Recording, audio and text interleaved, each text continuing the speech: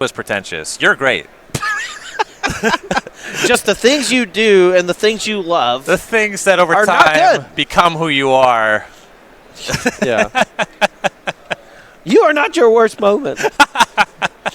Juan Leyva is on the play. He did mulligan to 6. He'll shock over Hallowed Fountain. He's at 18. Yeah, Juan Leyva again playing that Azorius aggro deck that we've seen so much of here on the SCG Tour over the last few weeks since this new Ravnica Legion set has been legal. Basic Island turn 1 for Job. All right, we got Cardboard Live active with updated standings if you want to take a look at that. If Jonathan Job also has a bio. That's a new feature from Wilson Hunter and the Cardboard Live crew. We had him out this weekend, and we had some technical difficulties on the back end, and he really stepped up and helped us out. So I just wanted to give a big shout-out to Wilson Hunter there for making sure this broadcast runs smooth, as well as creating such a wonderful extension that we're able to use. And, of course, with Cardboard Live, you can check out deck lists. You can look at how Job is making this Teamer mana work. It looks a little rough. Yeah, I mean, with only 8 sources of green mana for the Hydroid Crassus, but as the game goes longer, you're able to pretty easily find that green mana thanks to Op, Discovery Dispersal. It's not as bad as you might think. Speaking of a little rough, though, Leyva has missed his second land drop. Just Leonin Vanguard is the second play there. Yeah, but not a terrible one. It can get up to 2 power if he has another creature on the following turn. And it pairs really well with one of his stronger 2-drops in a Johnny's Pridemate. Healer's Hawk added to the field as well, so that Vanguard's going to gain Leyva a life. An attack for 4 coming across. Job's second turn was Hinterland Harbor, so that green mana is online. Use the Discovery to put a Discovery in the bin and draw a card. We'll see if he can get red mana, maybe start deploying some Drakes. Though the Drakes in his deck are Crackling Drakes and Terramanders. So no Enigmas. I think so. We're seeing an upkeep opt, I believe, from Job's side of things. If I'm not mistaken, he actually kept a card on top with Discovery Dispersal and then changed his mind on it, maybe? Not 100%. Maybe didn't realize he was missing his third land drop as you see him discard Dive Down for turn. Well, I think I'm just wrong. I think that he had already drawn for turn and just was digging for land, and unfortunately for him was unable to find it. It could be he kept the opt. Kind of missed there. Leyva has now found the second land, and it's a Johnny's Primate. That's a combination with Leonin Vanguard. Oh, absolutely. That's why you play Johnny's Primate and the Leonin Vanguard. They work so well together. Even cards like Healer's Hawk's going to grow this Johnny's Pridemate up to a 4/4 this turn. And it's going to be attacking for at least 5 on the next. So Juan gained a couple life there, rumbled across for 5. Looks like we have 21 Leyva to Job 9. Yeah, and with Job just kind of spinning his wheels and missing land drops, this game is already over. He needed Lava Coil this turn to check that of Johnny's Pridemate, but now it's just going to be way too big for him to handle, and this chart, of course, here is going to spell death. Yes. Yeah, you can't use a 2-mana cantrip to find 2 sources and a spell. Yeah. Discovery puts 2 cards in the graveyard, Niv Mizzet and Terramander. He'll draw a card, and he'll pick them up. Yeah, missing that third land drop, no shocks from Jonathan Job early on to contain those early creatures. And even though Juan Leyva stalled on 1 mana for the first couple turns of the game, was able to deploy enough threats and enough pressure to take the game from Jonathan Job, who also had quite a bad start. So we'll go to sideboards. I don't see any extra lands for Job, but we'll see what he has if he can draw the ones in his main deck. 3 Entrancing Melody, 2 Crushing Canopy. That's wrong. He does not have 5 Entrancing Melody. We'll get that corrected there. 2 Realis Viceroy, 2 Disdainful Stroke, 2 Banefire, a Sailor of Means, and a Star of Extinction. Looks like Fiery Cannonade is what we're missing. There's 3 copies of that, and there are 2 melodies. Yeah, so the 3 Entrancing Melodies, we're going to get that fixed in just a second, but that is 3 copies of Fiery Cannonade, a pretty huge deal here for Jonathan Job in this particular matchup. Azorius Aggro generally has a bunch of smaller creatures with 1 to 2 toughness, and none of them are pirates, because you know what color combination doesn't have pirates in it? Not a lot of white pirates. Not a lot of white pirates. There's some blue ones. You see There Sailor of Means in Job's sideboard. Sailor of Means. That one survives the Cannonade just on damage. Yeah, and you're going to see kind of a transformational sideboard here for Jonathan Job. This is one of the things I like most about his deck. You're going to see cards like Dive Down, Spell Pierce kind of leave his main and go to the board. And I think maybe even Terramander is going to be moving to the sideboard. And we're just going to see him lean on Discovery Dispersal, Niv Mizzet, and Hydroid Krasis to do the heavy lifting, while Cannonade, Realis at Viceroy, Sailor of Means, Star of Extinction, an Entrancing Melody come in from the sideboard. Over on Leyva's side, he has 4 Tocatli Honor Guard, the Sultai Slayer, as it were, 3 Baffling End, 2 Negate, 2 Dovin Grand Arbiter, a Conclave Tribunal, a Selective Snare, and a Johnny Adversary Tyrants, and a Spell Pierce. What do you like here? I like becoming a little bit more interactive to make sure you don't get completely blown out by some of these sideboard spells from Job's side. Spell Pierce, I think, is quite good. Johnny Adversary of Tyrants is a great way to recoup after getting hit with something like Fiery Cannonade, as well as just pushing your creatures to have enough power to rumble through something like Crackling Drake. Now, Juan doesn't know that Job doesn't have Enigma Drake in his deck. You know, this is obviously a teamer version splashing green for something. He doesn't quite know yet, but you can assume that it's, Opt, Discover Dispersal. It's going to be a teamer deck, right? Mm-hmm. There's going to be a lot of red payoffs here. I believe he's going to bring in those. The Conclave Tribunal seems like a no-brainer. It's a great answer to Niv Mizzet because it isn't an instant or sorcery, so there's no free card draw and damage dealt from Job's side of things. I like Dovin Grand Arbiter to play this more of a anti-sweeper strategy. Dovin allows you to survive as well as recoup pretty well from that. And then Negates, I think, should be coming in as well.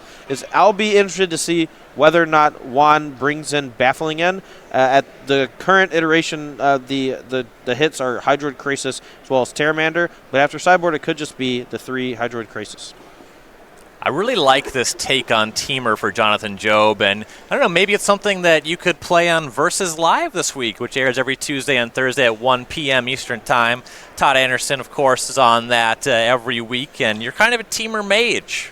I was going to say I have yet to meet a Teamer deck that I didn't love, and while Jonathan Jobs might need an update or two, he is a very smart guy and really builds interesting takes on existing archetypes and really makes them his own. This Teamer Drake's deck, as you can check out on the Cardboard Live extension, is something to behold. And Versus Live, that's right here on this channel, twitch.tv/SCG Tour. Yeah, and even if you miss it live, we usually run a rerun around 6 p.m., as well as having the YouTube VODs up a few days later.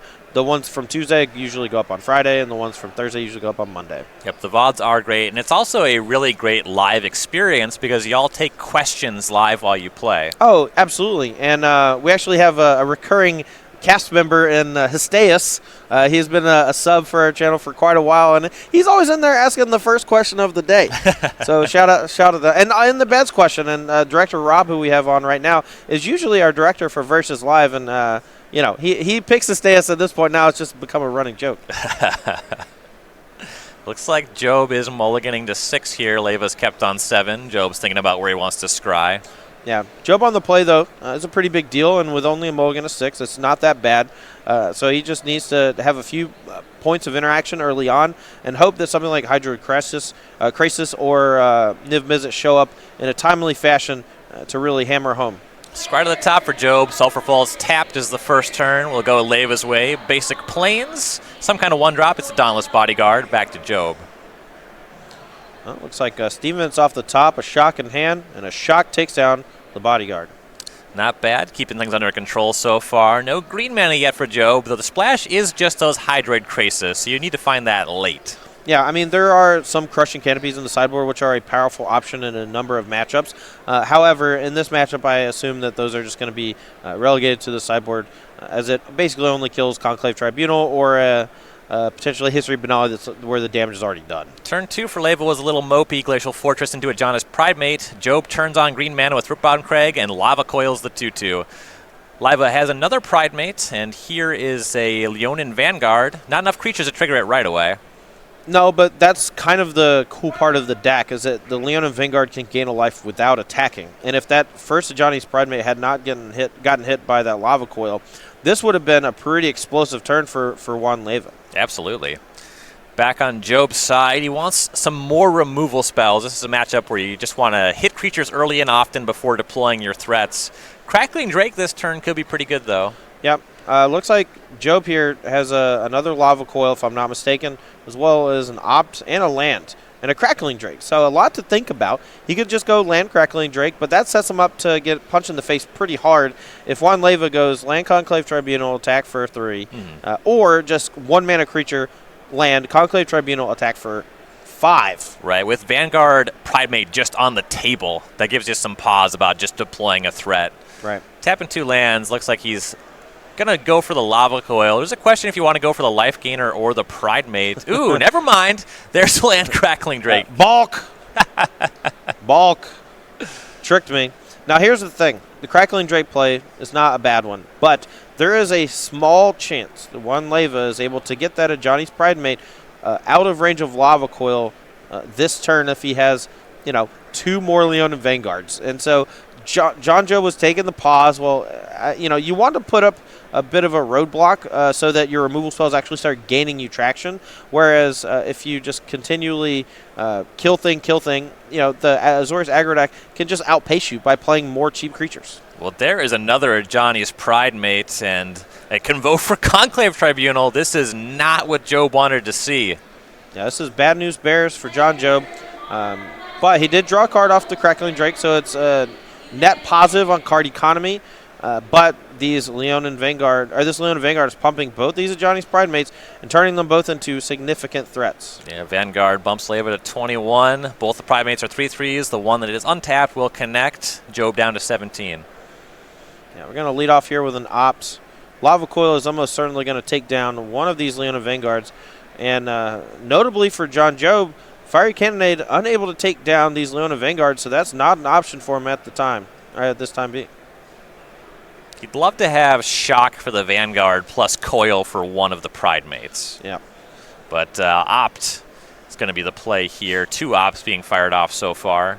Yeah, and that's kind of the downside to playing this Temur Drake stack and the Izzet decks in general. Sometimes you just spin your wheels so much trying to find what you need instead of just playing more virtual copies of the things that you need.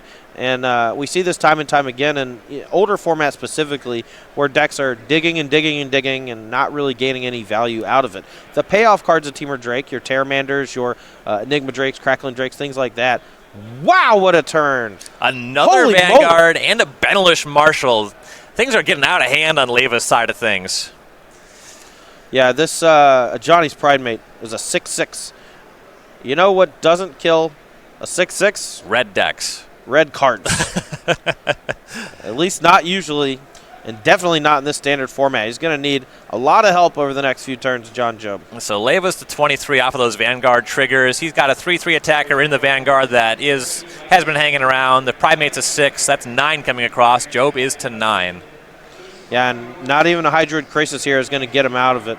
It's only going to be a 3/3. It's only going to draw him 1 card and gain him 1 life.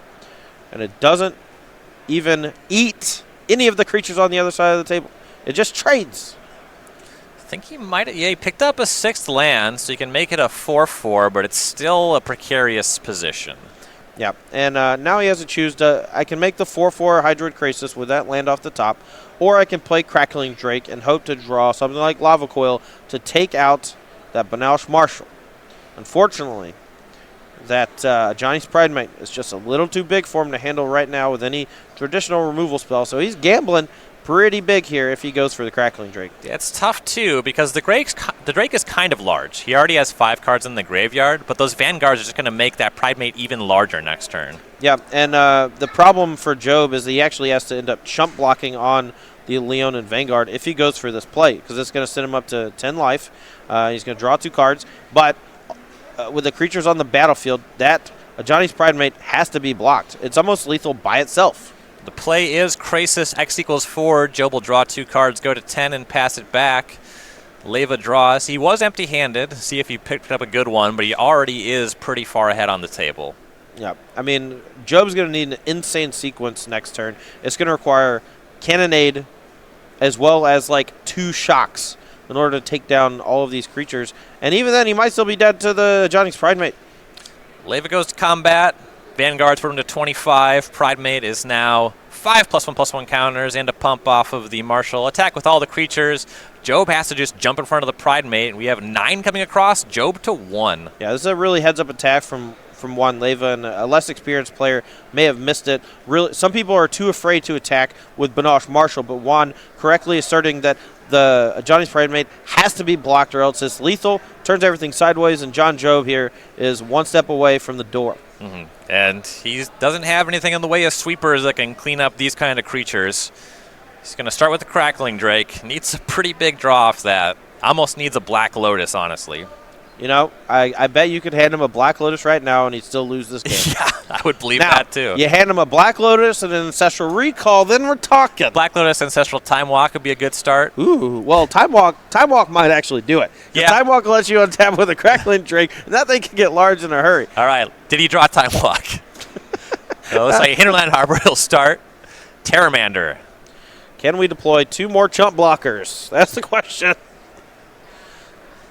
A Shock here can take down one of these Leonin Vanguards, but with just Island in hand, he's at 1 life. There's 3 attackers, and you got 3 blockers, or 2 blockers. Based off what you were saying, you know, when Leyva made that attack last turn, where he was just heads up about knowing that he was good to attack with those creatures, I don't think he's going to miss the swing here. No, this is an elementary play.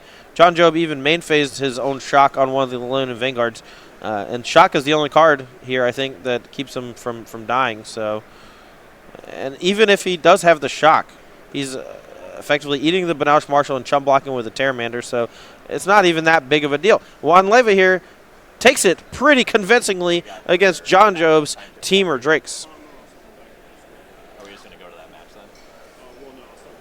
Okay, cool. All right. Well, we're going to bring it back to the booth. That was not as